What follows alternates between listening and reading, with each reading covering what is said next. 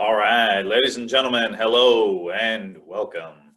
Today, Mr. Smith will be talking to you about how did we claim land when the European powers were doing their whole colonial thing.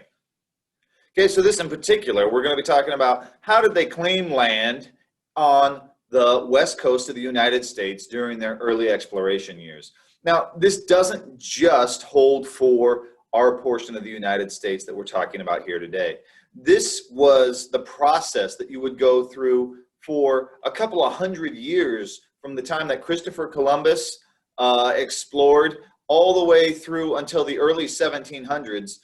This was the method used by countries to help determine which European power got to claim, quote, new areas. Now, obviously, they're not new to the people living there. They're like, ha, I've discovered you. It's like, ha, I've lived here my whole life. Who are you? Okay, today we're going to be talking about those rules. Now, the first rule for this seems pretty simple, okay? You have to actually go to the place and find it. Now, that sounds odd, but at certain times, Europeans didn't actually do this, okay? In fact, this is what caused a huge problem with Spain and Portugal early on in this exploration, is they were trying to claim lands they had not actually gone to yet. They were pointing to blank areas on a map and said, ha, this is mine. And the other one would say, no, it's not. Oh, yes, it is. Oh, no, it's not. Oh, yes, it is. I'll fight you for it. Oh, yeah. And so it gets to be a huge mess. These are countries fighting, for goodness sake. I mean, unfortunately, many countries act like kindergartners when dealing with other countries. Sad fact of history. Okay, but number one, you must actually go to the land that you're exploring there. Okay, so number one, show up. Okay, you have to actually go to the place that you are exploring. Number two, once you get there, you have to plant the flag of your country and claim it in the name of insert country that you're exploring for. Okay, or you're from, or whatever. Okay, whoever you're working for. So let's say that you are working for, France. They claim this place in the name of France. Flag goes, yay. But here's the thing, flags don't stay stuck in the sand. After a while, they stick it in the sand, they're like, ha-ha! They're like, oh, the wind's coming up, better take the flag down. Or, hey, we're leaving. Oh, it seems a shame to leave that flag there. And even if they do leave the flag there, it's not very long before the flag is gone, okay? Wind, rain, waves, whatever. Flags on a beach don't last very long. So if you were to go back to Europe and say, ha-ha, I claimed the land in the name of France. Oh, really? Where was it? And you tell them exactly where it was. And they say, oh, yeah, I don't believe you. I'm going to go check. Nah, there's no flag there. No. Okay, so you had to leave a permanent mark. So explorers would often carve things in soft rock, sandstone, shale, limestone near the coast. You could leave a coin, something a little more permanent that you embedded in a rock. The Spanish had a system where they would actually place a large wooden cross in the sand and bury a glass bottle at its base. And the glass bottle contained documentation of their claim to this land.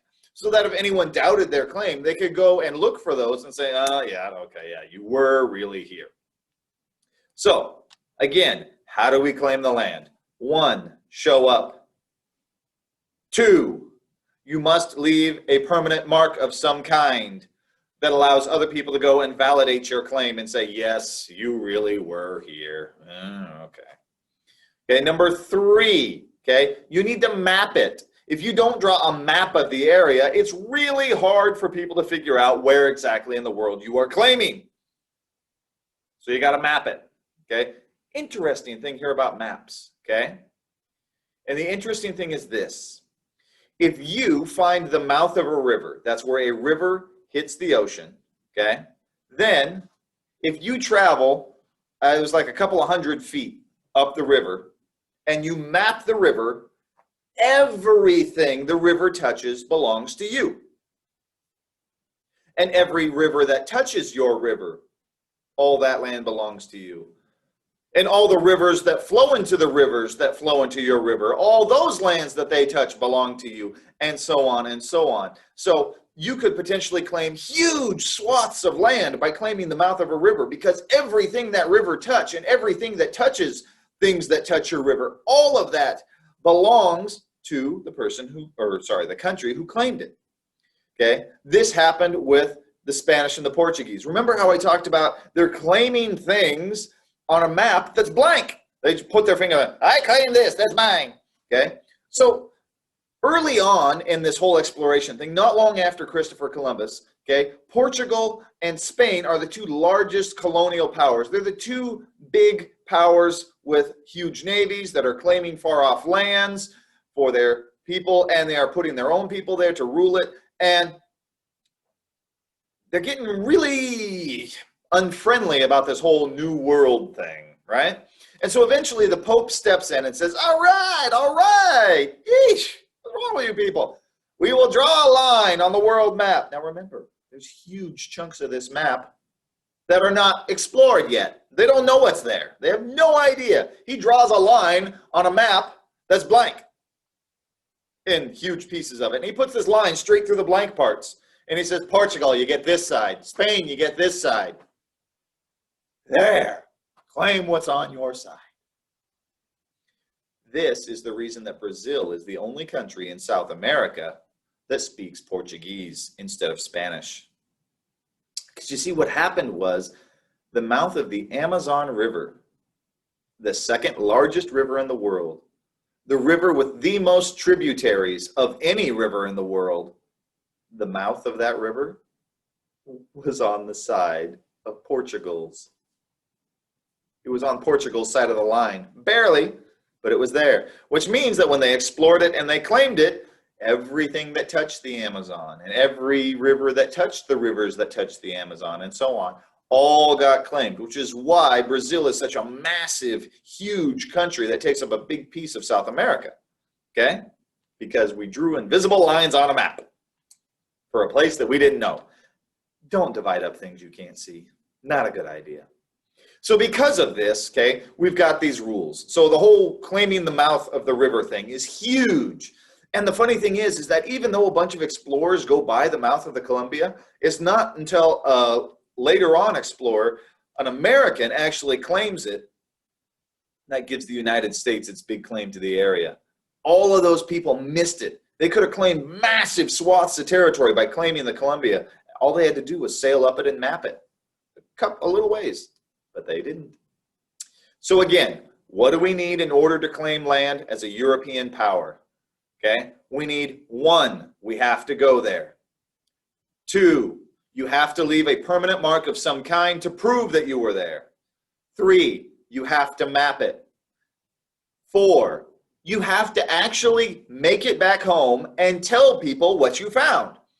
Okay, it doesn't do a lot of good to keep it a secret and then have somebody else later say, oh yes, I found this new land. Well, actually, I found that like 50 years ago. It's mine.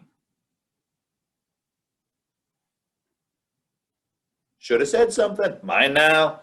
Okay, so, okay, it's important because people tend not to believe you. It's like, oh, that's convenient. A new land gets found and you've already been there.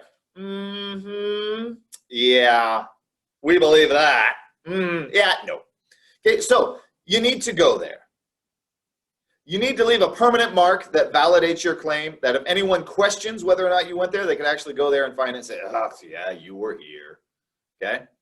So this, by the way, is often why I said that they would carve their names and dates into rocks or cliff faces or things like that as a permanent mark. The Spanish had their bottle system, but you know. Okay? So you have to go there.